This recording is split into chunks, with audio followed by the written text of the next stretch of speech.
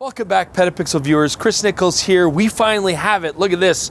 Pentax K-3 III Monochrome. It even says it right there on the back. You get everything black and monochrome dials. I love it. In fact, something's even happening to the frame. I feel like in some way it's becoming more simple, stark, and beautiful.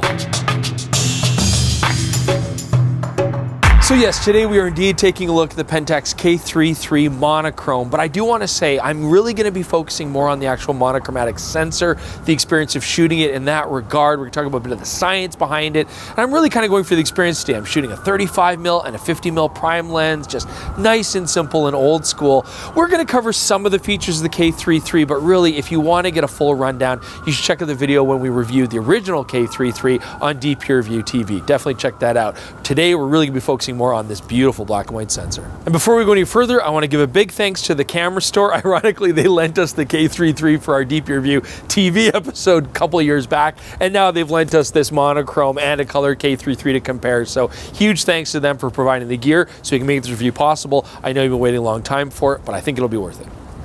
Now, apparently Jordan's telling me over the headphones that I'm sounding a little bit raspy still. I've still got that cold that I'm getting over, so I apologize for the nasally voice and the coughing.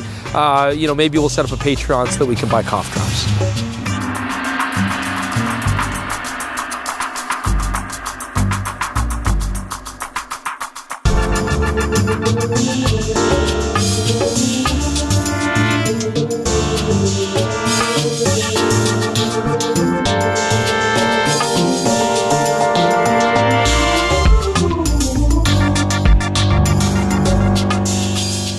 So the Pentax K-3 III body that the monochrome shares is still Pentax's most full-featured SLR, and I really do like the design.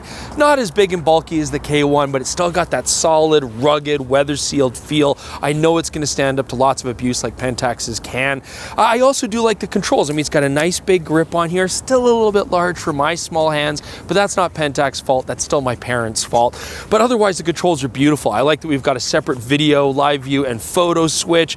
We've got a arguably overcomplicated mode dial, but there's certainly no limit to how much you can customize these cameras. It can be overly complicated, but once you get a handle on it, it's really nice to use. And if you are going to use an SLR, you want to have the best viewfinder possible. This one's gorgeous. I mean, beautiful pentaprism. Gives you 1.05 times magnification. It is large and it is bright. It's really nice to use.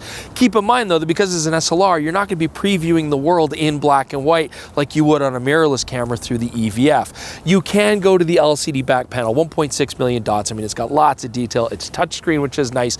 But one thing to remember, the autofocus on an SLR through the live view is quite slow. It's, you know, not as usable as through the viewfinder, and also this one doesn't articulate. Unlike the K1, this is a flat screen, and that is unfortunate because if I do want to be previewing my scene in black and white, but I want to shoot low angle or high angle or awkward angles, I can't flip out that screen and get a better view. That being said, that's the same issue that we would have on something like the Leica Q2 monochrome or the Leica M11 monochrome.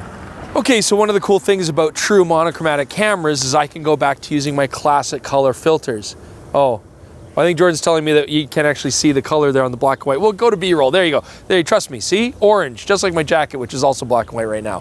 So what's nice about this is I can control contrast based on the color filters. Anything which is a similar color palette to this filter will show up brighter in my photo, more white, and then anything which is opposite, like greens and blues, the sky, foliage, that will actually go darker in my shot, more black. So it's a really interesting way to control contrast. Of course, I can do that in post as well, but not by color channel, just by visual tone. I can change it. So this is a really fun way to have more creativity. And now my optical viewfinder is also monochromatic in a sense.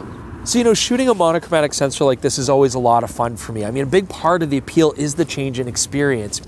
But then people always say, well, why not just use a color sensor? You can change it to black, white, and post. You get a lot of control over your contrast by color channel if you want. And that is absolutely true and very versatile. But there are some interesting benefits to also going to a monochromatic sensor that go beyond just the experience. Now, one of those things is the overall exposure. So the K-3 III Monochrome, its base ISO is 200. The standard K-3 III, the base ISO is 100. And very interestingly, if you shoot these at the exact same settings, say in manual mode, like like you can see here with our test charts, the monochromatic camera is actually getting more light. And what that means is we actually had to drop it down by an exact 1 EV to get the exposure to match. I could shoot the mono at 800 ISO with the same aperture and shutter speed as I would get with the K3 III at 1600 ISO. So on this particular sensor, and pretty much any monochromatic sensor, I would just say really watch those highlights, make sure they don't blow out. You know, you can always bring up the shadows later, but now what we're really getting to, we start talking about boosting shadows, is dynamic range. So let's take a deeper dive into what's actually going on here. So the main benefit of going with a monochromatic only sensor is that we can get rid of that RGB color filter array, and all the light that would get absorbed by that array actually gets transmitted to the photo sites. That's why we're getting that extra exposure. What this translates to in image quality is this. I mean, let's take a look at the K3 III color versus the monochrome. We've balanced these exposures here, and what you'll actually see is that although in a lot of cases the K3 III color has a very similar noise pattern to the monochrome, that's because the K3 III color actually bakes in a lot of noise reduction even into the raw files. You're not going to see that much in the brighter or mid-tone areas, but certainly in the shadows. And so you'll see that the monochromatic is getting a similar noise, but with way better detail overall. So on the monochromatic camera, we're not getting that same noise reduction applied. We're still getting great detail. And look, if you wanted to in post, you could add a similar amount of noise reduction. You get the same amount of detail, but then the mono files would look even cleaner than the color files. So this is basically where that advantage lies. It also comes down to dynamic range. And we talk about dynamic range, we're usually talking about the base level of noise in your shadows, how much you can boost those. So here we're looking at the K3 III color file. And again, to keep things fair, we're shooting that at its 100 base ISO. We're boosting that up 3 stops. Here you can see the K3 III mono file at its base ISO of 200, boosting that up 3 stops. It's the same amount of noise, but way more detail in the shadow areas on the monochromatic sensor. So this means that those shadows can be pushed further. They're definitely more usable, and we're just getting more dynamic range. The K3 III monochromatic sensor trades off any sort of color photography, but you are getting a sensor that can punch well above its APS-C weight when it comes to dynamic range. It's actually very comparable to what you'd see in an equivalent full frame sensor. I guess what I'm trying to get at is this. If you're looking at the K3 III Monochrome, maybe you've got some APS-C Pentax lenses already and you love black and white photography, this is more than just a gimmick. You are getting a substantial benefit to black and white image quality going with the K3 III Monochrome in exchange for not being able to shoot any color photography on it. So shooting the Pentax K-3 III Monochrome, it's a blast. I mean, you get the experience of shooting an SLR again. The black and white photography is beautiful. I do really like the tones that I'm getting right out of camera. But this is unique because this is an APS-C sensor, and really the monochromatic sensors we're seeing on the market are all full frame with full frame lenses. The advantage there is you're getting a bigger sensor, and then on top of that, the benefits of the black and white.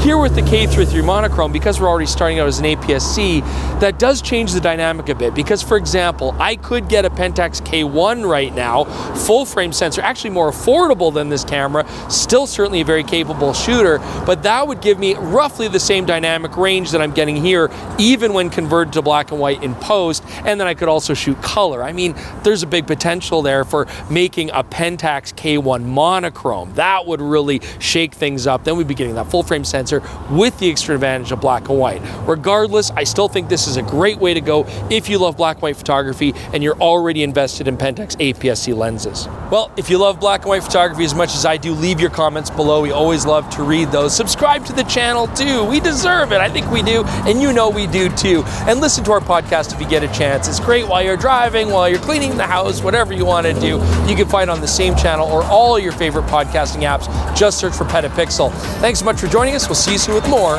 PetaPixel.